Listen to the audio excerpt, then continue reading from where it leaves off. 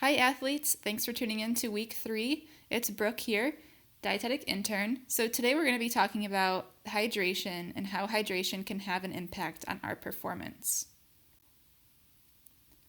Today we're going to talk about importance of hydration, signs and symptoms of dehydration, factors that affect our hydration. We're going to be able to identify if we're hydrated or not, and we're also going to talk about the best ways to hydrate ourselves. So without further ado, let's get started. So now we're going to jump right into hydration and why hydration is so important in the athlete. So hydration helps us regulate our body temperature, it enhances our recovery, supports our immune system, decreases muscle cramps, improves our focus, and keeps our muscles, joints, and organs lubricated. And it's especially important with athletes because if we get dehydrated, it can be very dangerous. So the next thing we're going to talk about is how to identify signs and symptoms of dehydration. So for me personally, when I get dehydrated, I immediately get a headache, and that's when I know I should probably drink more water. So a headache is a really easy way to identify if we are dehydrated. The other thing is muscle cramps. After a workout, if you're feeling really crampy, you got to replenish with some water. Muscle cramps is very common in athletes that are dehydrated. And if you ever wake up at night with, a calf cramp, a foot cramp, drink some water. It's most likely because you're dehydrated. Now, a more serious sign and symptom of dehydration is nausea, vomiting, and diarrhea. And if these things don't get resolved, within a few hours, I would contact a doctor just because it is very dangerous if you are dehydrated and you're vomiting and having diarrhea. So make sure you hydrate so you don't get to a dangerous level like this. So another sign and symptom of dehydration is elevated heart rate. So if you feel like your heart is racing and you're just, sitting down or standing up, drink some water, you're probably dehydrated and that heart rate will come down. And then another symptom is intolerance to the heat or the cold. So if you're standing outside and you're like, oh my gosh, I just can't even bear to be out here right now, you probably need to refuel with some water or a Gatorade. And then it's also really easy to become dehydrated in the cold because our body is working really hard to keep our internal temperature up. And in Ohio, we have some pretty cold winters. So if you're ever outside training in the cold, it is really easy to become dehydrated, almost easier than if we became dehydrated in the heat. So keep that in mind. If you cannot stand the cold and you've been outside for a long time, it's probably because you are dehydrated. And then another thing that is the sign and symptom of dehydration is feeling unfocused and tired. And this goes right along with the first symptom of the headache. If you're feeling foggy or you just can't focus on anything, you are probably dehydrated. And this is really easy to fix by just drinking some water. So there's some less serious signs and symptoms of dehydration and some more serious signs and symptoms of dehydration, but it's just really important for you guys to understand, the different stages. And like I said, the more less serious signs and symptoms are that headache, the cramping, and then the feeling unfocused, like kind of like you have brain fog. And then the more serious symptoms are that nausea, vomiting, and diarrhea, and the elevated heart rate. So just make sure that you're aware of how much you're drinking and then also how you're feeling as well. So the factors that affect our dehydration, one day we might not need as much water and another day we might need a lot more. It really depends on the different day, how you're feeling, and then of course where you are. So extreme temperatures actually increase our needs for water. So if it's really hot or really cold, we're going to need more water in these extreme temperatures.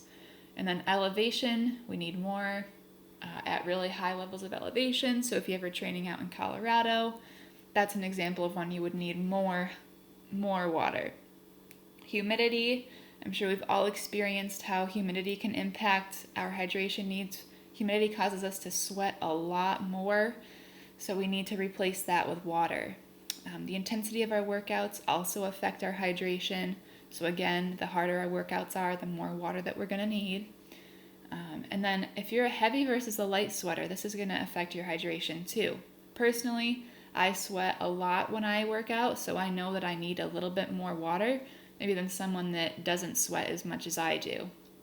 And then if you are a salty sweater, so if you ever get, salt deposits on your face or your arms when you're sweating, you're going to want to replace that with water and a Gatorade if you are a salty sweater, just because if you are a salty sweater, that means your electrolytes are being pulled out faster than someone that isn't a salty sweater. So we want to make sure that we replace those electrolytes with a Gatorade or a Powerade. So I hope that these factors all kind of make sense. What one person needs is not what another person needs. So it's very, very individualized, which is why the easiest way to determine if you're hydrated is through your urine output. So if you are properly hydrated, you'll be between a 1 and a 3, so a very pale yellow. It is also possible to overhydrate. So if you are at a 1, you might be overhydrated. So you really want to be between a 2 and a 3 to make sure that you're properly hydrated. And then if you're anywhere from a 4 to an 8, you need to drink more water. If you're between, a 6 and an 8, you're really at increased risk for cramping and heat illness, which is that the heat illness is the nausea, the vomiting, and the diarrhea. So try to stay away from a 6 to an 8. Between a 4 and 5, just drink more water and you'll easily be back up to a 2 or a 3. So I hope this chart makes a little bit of sense, and if you're ever wondering if you're hydrated, refer to this chart. This is a super important chart for you guys. And like I said, everyone is going to need different fluid needs, so you really just want to measure your hydration status based on what your urine output is. So the best ways to hydrate, it's not a secret, water is the absolute best way to hydrate. So drink water consistently throughout the day. It doesn't matter, if you're drinking a whole bunch before you work out. I think it's best to drink water consistently day to day to ensure that you have adequate hydration and that you aren't putting yourself at risk for dehydration. So when you wake up, have 2 glasses of water, carry a water bottle around with you throughout the day just to make sure that you always have access to water. And once you start consistently hydrating, you guys are going to be able to tell when you're dehydrated. So if the sports recovery drinks come into play when you are working out in extreme temperatures or you're exercising for longer than 60 minutes. So the Gatorades and Powerades are important if you guys are doing longer than 60-minute workouts, which I'm sure you all are. So you can have, a small Gatorade or a small Powerade in these instances.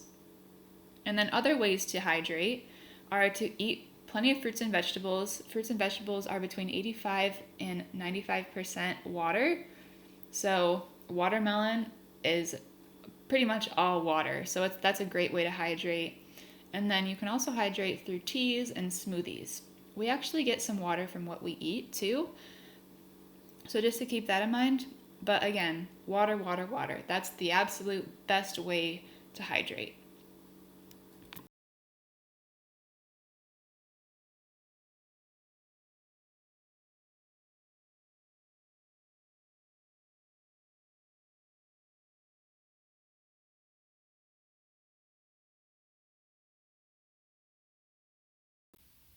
All right, just to quickly wrap things up for today, we talked about why hydration was important for you guys, and that was to improve our focus, improve our recovery time, keep our immune system strong, and to help keep our muscles, our organs, and all of that good stuff lubricated so it can function at its full capacity.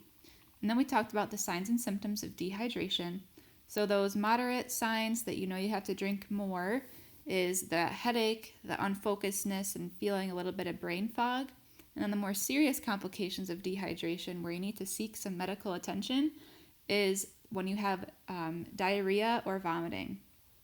And then lastly, we talked about the best ways to hydrate ourselves. So water is the most effective way to hydrate our bodies, but we can also become hydrated from, fruits and vegetable intake, and then other sources like tea or sports drinks like Gatorade and Powerade, milk, juice, anything like that. So I hope that hydration presentation was helpful for you guys today, and let me know if you have any questions. I'll see you in week 4. I hope you guys have a good rest of your day.